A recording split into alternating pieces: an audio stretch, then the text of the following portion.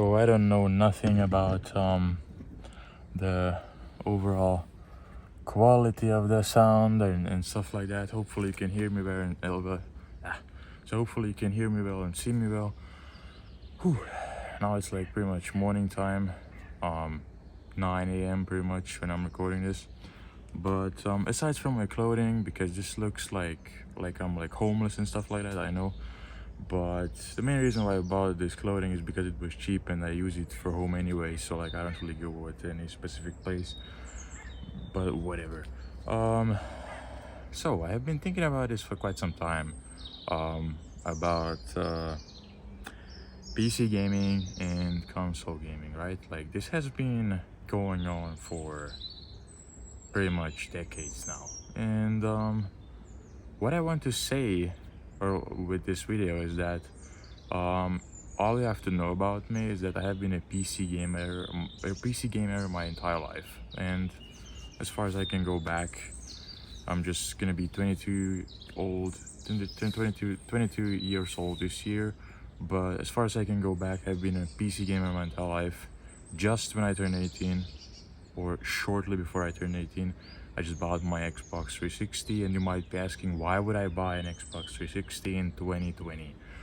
The primary reason was Red Dead Redemption 2, because I played it on the PC, and that game really hooked me, and I wanted to play the following of the game, which is like, it depends how you look at it.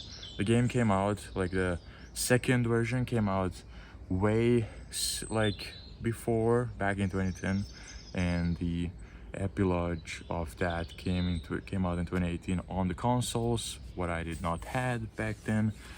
And I've been never a console gamer my entire life. It's not like it was a bad thing for me or like I never wanted it. It's like I did not have it, and like I can't say anything more to that. Like I did not had any consoles, and that's about it. But I was like not against them, because now when I just turned like older, and as I am getting like older and stuff like that, I can feel how much pain of a disaster PC gaming is in general. Like all the things that you have to do in order to set up a game to run properly. And now I don't say that with every single game. It's like really depending on how well optimized the specific game is on the PC, at least. Because as far as console gaming, regardless if it's on Xbox or the PlayStation, both of them run great, and you don't have to like think about like, wow, will my game run great now? Do I have to like tinker with the settings and stuff like that? No, it's just runs great, and you don't have to even think about it. You just have to pretty much give all the put all the focus onto the game, nothing else.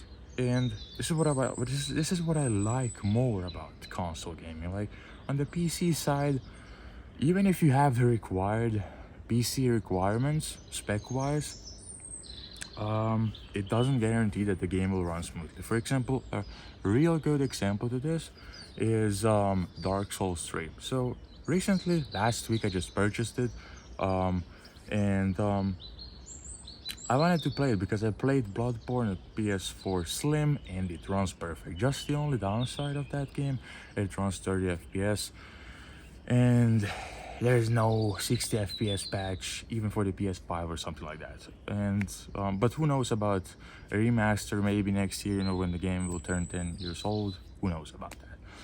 But the thing that mostly like pisses me off about Dark Souls 3 is that it has 60 FPS, which is a good thing, but the game has like these micro stutterings that freezes the entire game for 1 or 2 seconds, and this happens pretty much every 5 minutes. And I've been thinking maybe it was because I have installed the game on my C drive, where the Windows is installed at, so the operating system.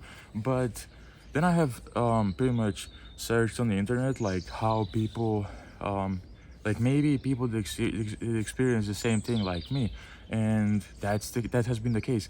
Even people with an RTX 4090 and having an i9 13900K in their rigs, the game still lags. And this has related been to some issue apparently about the cheaters on the PC, and they somehow like invented some patch into the game, and this somehow made this sort of a problem to occur. And so far I have not found any fixes. Like some people say, because I have been playing on the controller, because it is a much better experience to play on the controller with Soulsborne games or Souls-like games, whatever you say. And people say that if you connect your controller like afterwards you boot up the game, it will not micro stutter and stuff like this, but I'm not really sure about this. Like we will have to try it out, and I don't know, like seriously, it's like Soulsborne games are like so great because nowadays, like, you know, there are barely any good games that are coming out recently and are worth even buying them or like purchasing or like whatever you want to do with them. And you know, like this is a problem with PC gaming in general. It's like regardless of how expensive of a setup you buy, like you can have the fanciest RTX 4090 or like whatever comes out, and the thing is, it is still not being guaranteed that the game will run smoothly. And the reason for that is being that the people who are basically optimizing their games, or at least releasing their games on the PC, think that we don't even have to optimize it as much as we have to do on the PS5 or any other particular console, because well, the PC has much more power, right? Which is true, but it doesn't mean that you wouldn't have to optimize your games to run smoothly, just because, you know, not everybody wants to buy an RTX 4090, and not everybody can do that because it is an expensive hobby to do that. Excuse me for the dog bark, I don't know why it happens, but yeah, I hope it's not too disturbing or like, you know, annoying. But the thing is, the older I get, the more I just realize how much more convenient console gaming is over PC gaming, at least when it comes to gaming in general. But like the main reason why I always like PCs in general is how much freedom you can have. It's like the same thing as like when you have an iPhone or like when you have an Android. Even though I'm recording this particular video with an iPhone, because apparently iPhones have pretty good quality when it comes to recording videos and stuff like that. It's not like I want to say that Androids are bad or anything like that, but whatever, you know, I don't want to get into this kind of a fight between iPhones and Androids, because I feel like everybody should decide for themselves. It's like who wants to use like the same thing with Linux. Linux is a great operating system, and yeah, like, but I think now we got a little bit too much into the other topics that are not really related with my particular related things that I wanted to share with you.